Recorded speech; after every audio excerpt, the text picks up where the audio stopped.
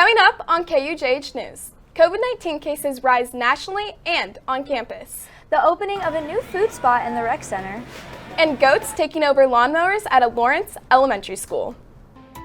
Live from the studio in Stauffer, Flint, this is KUJH News. Welcome to KUJH News. I'm Lexi Urban. And I'm Emma Coffey. Just ahead, a KU employee faces backlash after her reaction to Charlie Kirk's death goes viral. We will have details soon.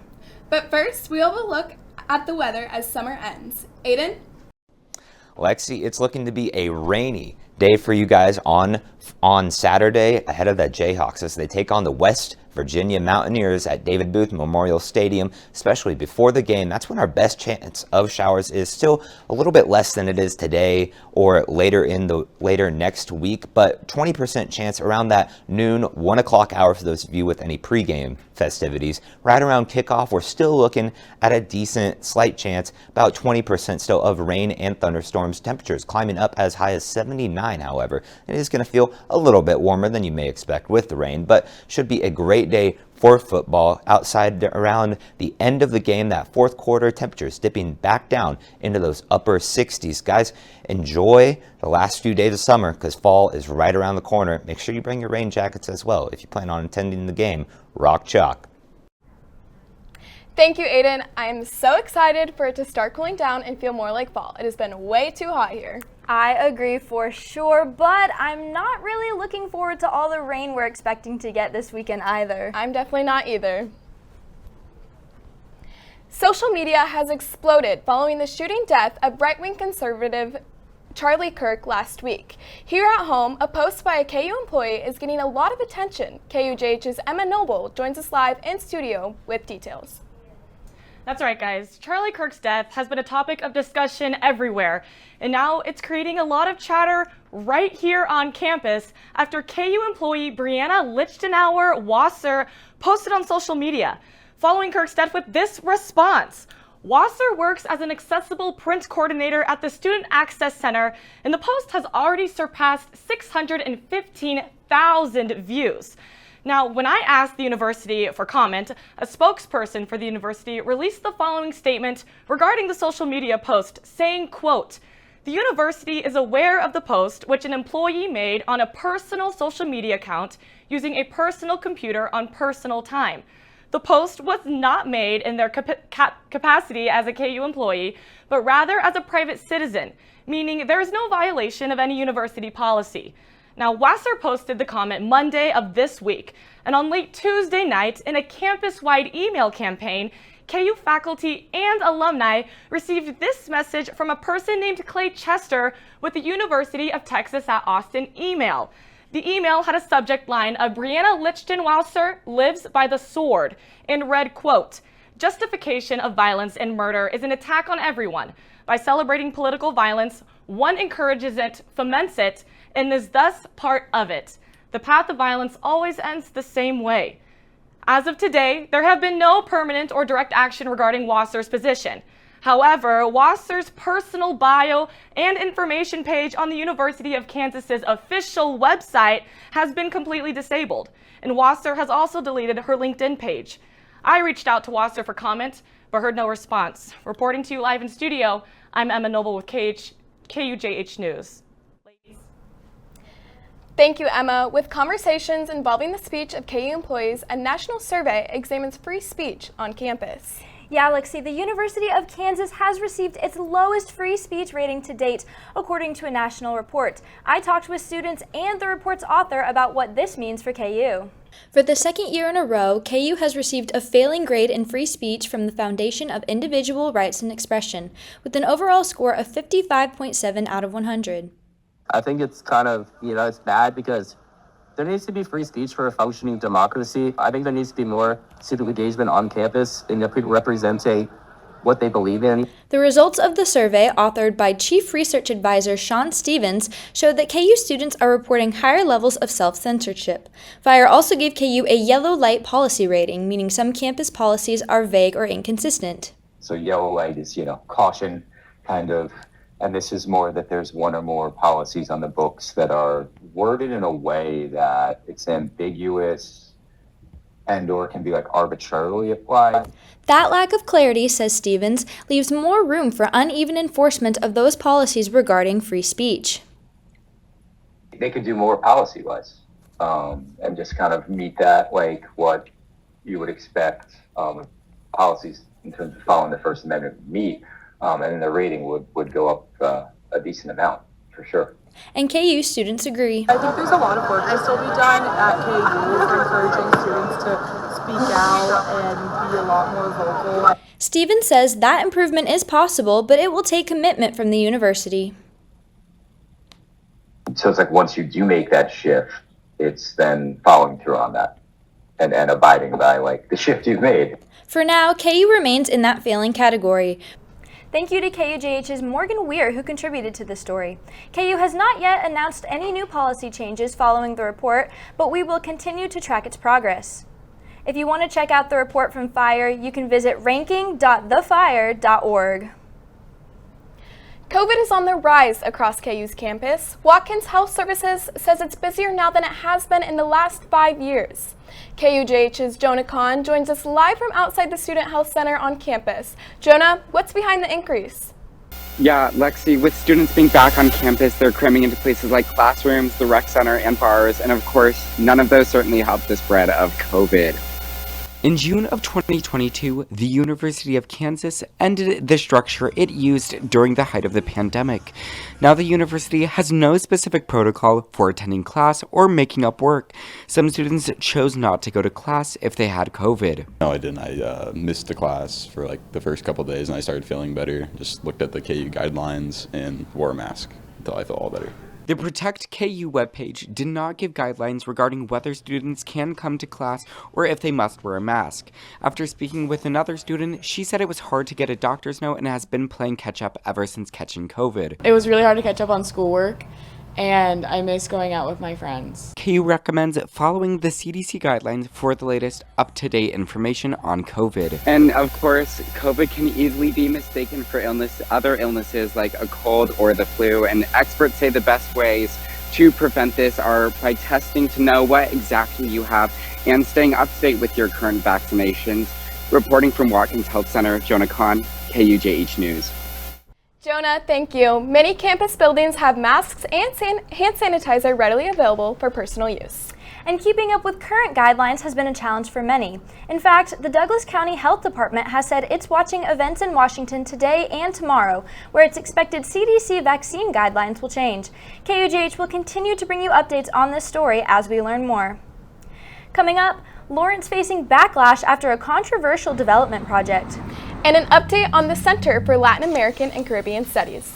For students searching for a way to stay active in an outdoorsy way, the City of Lawrence has bike trails running in every direction, and with the new bike share program, we can stay in shape as we tour the sights of our beautiful city.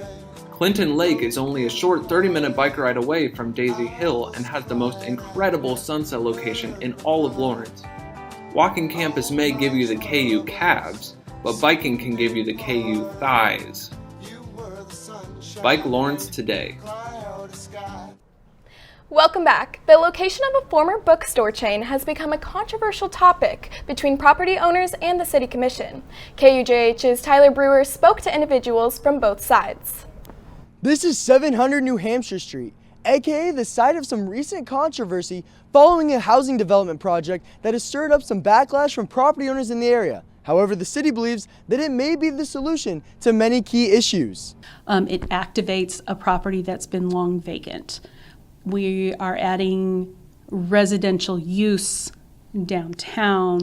The project would be repurposing an already existing area known as the border site, and it eventually passed through the Historic Resources Commission after being shot down twice. However, property owners in the area filed an appeal against the project, bringing it to the attention of the City Commission. I've seen that the price of these units may range from $600,000 to $900,000 each. And of course, while all of this is speculation, I find it difficult to believe that a family would purchase a home of this size for that price. Potential price wasn't the only concern raised about the project. According to the property owners in the area, they were never notified of the project, they were not fairly represented in meetings with the HRC, and they think there are better ideas for what that area can be used for. This proposal has been marked by procedural missteps, unmet requirements, and questionable shortcuts. The neighbors were not notified, as was required by the city code in place at the time. I'm still blown away that they're pretending we got advance notice letters. We didn't. Despite the protests, the City Commission were not presented with any hard evidence of any code violations, and as a result, the project unanimously passed. That's where you really saw the commission kind of struggle with really hearing what the neighborhood was saying, but also saying this is a code compliant project. For KUJH News, I'm Tyler Brewer. Thanks, Tyler. The former Borders bookstore has sat vacant since 2011. The area is being redeveloped to accommodate row houses. Actually announced major cuts to the international education programs, a decision that could end funding for the KU centers and fellowships. KUJH's Clarissa Rodriguez brings us this report. Wednesday, the Department of Education announced it is eliminating Natural Resource Centers, Foreign Language and Area Studies fellowships, and all other federally funded international education programs. Say the programs are no longer in the national interest and do not align with administration priorities.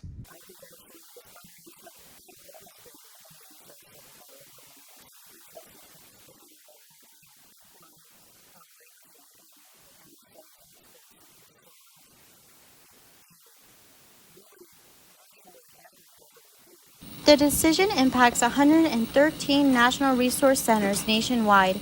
Without appeals or lawsuits to overturn the move, those centers will lose their budgets for their current grants, and students will no longer receive NRC and FLAS fellowships.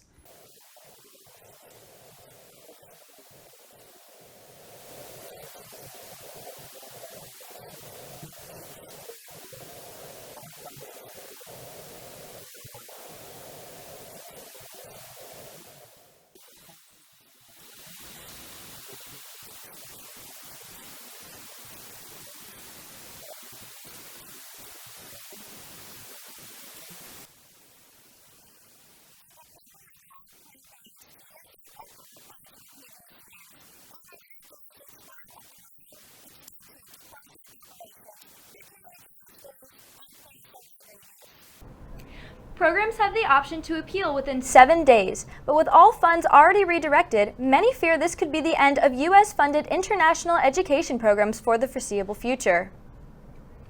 Let's take a live look at KU's Ambler Rec Center, where Shake Smart has officially opened its doors. The new shop aims to bring students new healthy options just steps away from the gym. KUJH's Emma Hill has more on this story. Located right at the entrance of the rec, Shake Smart replaced a seating area that wasn't getting much use. Now that space is home to a menu filled with shakes, bowls, and bites, made to fuel students whether they are finishing a workout or just passing through on their way to class. Love going into the workout classes right now. That's been the highlight. And then coming out here to have Shake Smart and then have these healthy options for you. It's been amazing. The move is a part of KU Dining's push to offer more health-conscious options across campus. One of our biggest focuses on kind of all aspects of dining, just making more vegetarian, vegan, and overall healthy options available. Dining officials say the partnership with Ambler Rec was a perfect fit, transforming unused spaces into a popular stop for students. Jason Crone is the director of that building. He's been pushing for a Shake Smart specifically to be put in at the rec, and it just makes so much sense with what's being offered there. For students, that perfect fit means more than just new dining options. It is about having healthy choices that match their daily routines. I definitely try to prioritize protein and fibers. I'm glad it's here. It really helps me feel better about putting nutritious food in my body. It's just the latest KU Dining edition, helping students balance campus life with healthier options. Reporting for KUJH News, I'm Emma Hale. The grand opening of Shake Smart is today inside the Ambler Rec Center. They are celebrating with free shakes all day long, so if you're on campus, stop by and give it a try. Well, with the opening of Shake Smart, the Rec Center should definitely be expecting more visitors today. Aiden, how's the weather looking for them? Emma, I think it'd be a pretty wise idea to just pack those raincoats, rain ponchos with you anywhere you go today. We're going to have an off and on chance of showers and storms today, most of your afternoon into evening hours. Outside right now through much of the northeastern section of the state, 73 degrees, a little bit warmer down in Paola, Ottawa, 74, a little bit cooler over in Osage City at 71 degrees. Taking a look once more at this regional local satellite radar, those showers made their way through through Lawrence just a few short hours ago, dropping plenty of rainfall in this area. Much needed, especially for those farmers out there. It's been a pretty dry year. Outside right now, 73 degrees. We're looking at a daily high of about 76. Those showers and storms, while it may not be raining outside right now, they're expected to come back off and on over the course of our day. Now, take a look at this. I don't get to say this often here in Kansas, but the wind, barely noticeable at all. Southwest 2 miles an hour. Ooh, I'll take that all day. This rain is expected to continue all day, especially in your overnight hours. Those chances are maintaining, temperatures dipping down into the mid 60s. That wind, just a cool 3 miles an hour out of the south, 4 miles an hour out of the southwest. Man, it doesn't get better than that. 62 for your overnight low. We're still looking at those batch of showers and storms overnight into your early morning hours, especially around that 1 to 4 a.m. time frame. Looking to be another round of showers and storms making its way through our area. Tomorrow, that is going to be the oddball of our next week, at least. Friday looking to be beautiful outside, 81 degrees. Man, that's going to feel great. This weekend, however, not so much. Still right around those upper 70s, lower 80s, but rainfall, showers and thunderstorms all day, Saturday, Sunday, Monday, Tuesday, Wednesday. For the next foreseeable future, showers and storms are in the forecast. 75 on Tuesday, 76 on Wednesday. Lexi, back to you. Thanks, Aiden. Well, hopefully that rain and that heat will stay away from Lawrence this weekend for the upcoming football game. Coming up on KUJH News, Cooper Hannon joins us in studio to update us on sports. And students' participation in intramural and esports. From adversity, we rose. We made history and became pioneers, voyagers, champions, Jayhawks. And when our chant rises, haunting and hallowed, Jayhawks are telling the world what's near. Victory. Welcome back, everyone, to KUJH Sports. I'm your anchor, Cooper Hannon, and you know what? Today, let's focus on some of the more unique sports starting up. First off, KU intramural sports season is turning up this week, and with it comes some interesting changes. KUJH's Alex Moore has more on the matter. Hit it, Alex. KU Recreation Services decided to move away from a per-team model to a $15 unlimited semester pass for intramural sports. This change comes after KU Student Senate asked Recreation Services to find ways to produce more of their own income.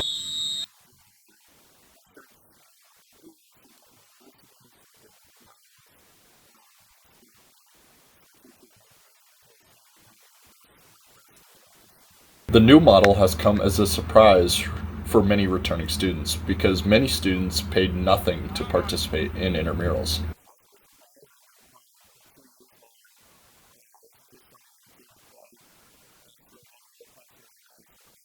But with the rising costs of staff and equipment, a change had to be made.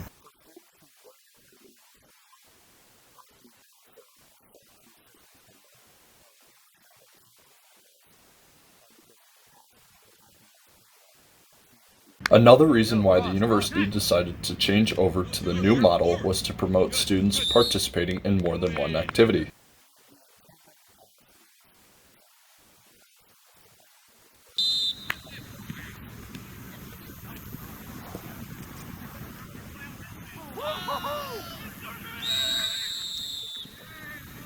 Recreation Services is continually looking at ways to add more leagues to their list. That includes 3 TV show fantasy leagues for Love is Blind, The Golden Bachelor, and Dancing with the Stars this semester, with more to be announced next semester. For KUJH News, I'm Alex Moore.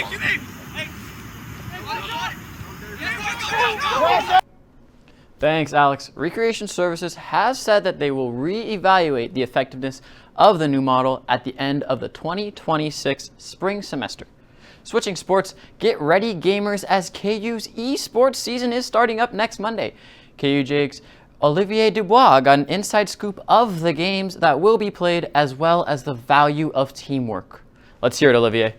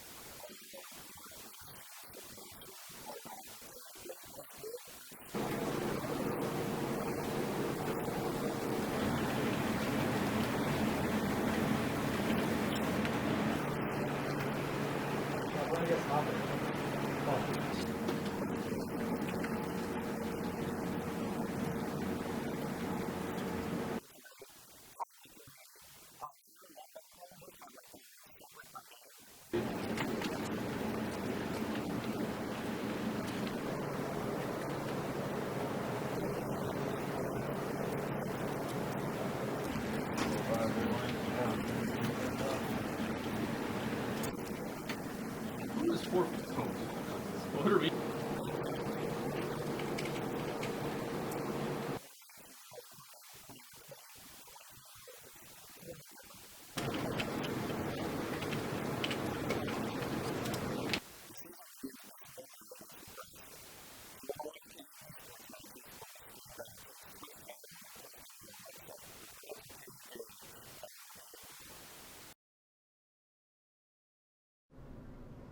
Appreciate it, Olivier. Now logging off from esports and kicking it to KU women's soccer, the Jayhawks won again.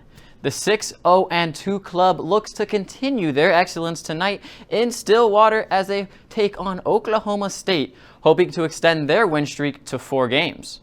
Now back in Lawrence, KU football, fresh off their bye week, take on the West Virginia Mountaineers this Saturday. Although the Jayhawks are heavy favorites going into Saturday, as we saw from this matchup last year, anything could happen. Some additional excitement for Kansas football. There are currently talks with the Big 12 that a match between KU and ASU in London next year could possibly happen. Well, that's all I got for this week of sports. When KUJH comes back, Aiden Ba will resume with the rest of the weather. You may not hear it at first, but it's there. Our chant. Rising.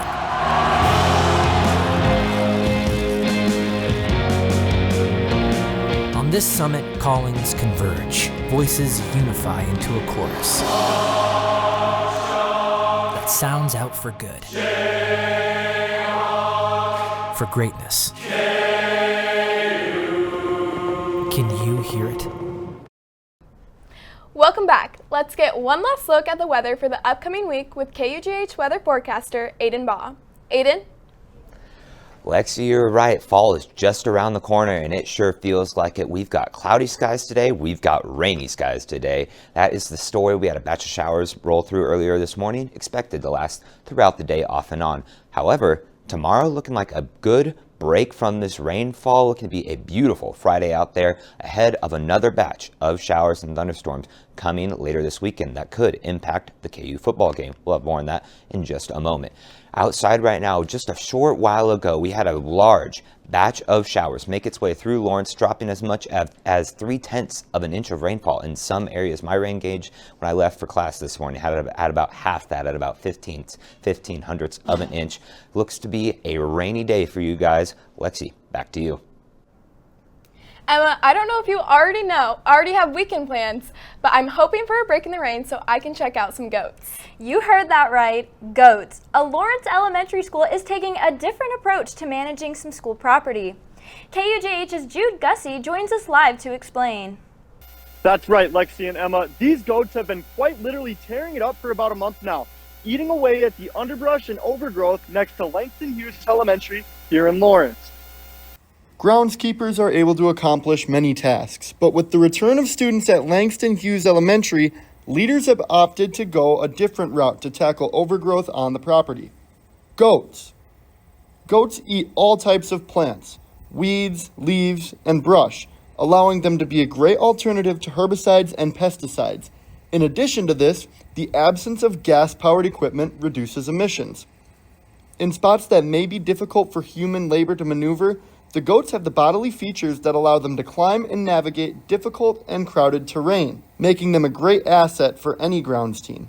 The grazing goats are sourced from the Cackling Owl Homestead in Paola, Kansas, and are owned and managed by Sean and Jackie Shaney. Deploying these animals to handle unwanted vegetation has become a popular tactic across the country. Goats on the Go is a national database that connects owners of goat herds with customers who require their services. From the sidewalk here on George Williams Way, we have a great view of the goats working. And on the southeast side of the property, and I have to admit, I'm very impressed with how much progress they've made in such a short amount of time. For KUJH News, I'm Jude Gussie. Thanks, Jude. Not to worry, these goats are being monitored on a daily basis to make sure that they are safe and they are hydrated. Well, that's all we have for you this morning. Check out KUJH on TikTok, X, and Instagram for exclusive content and keep up to date on the latest stories at KUJHNews.com. I'm Lexi Urban. And I'm Emma Coffey. KUJH News will be back next Thursday at 11:30 a.m. Have a good day.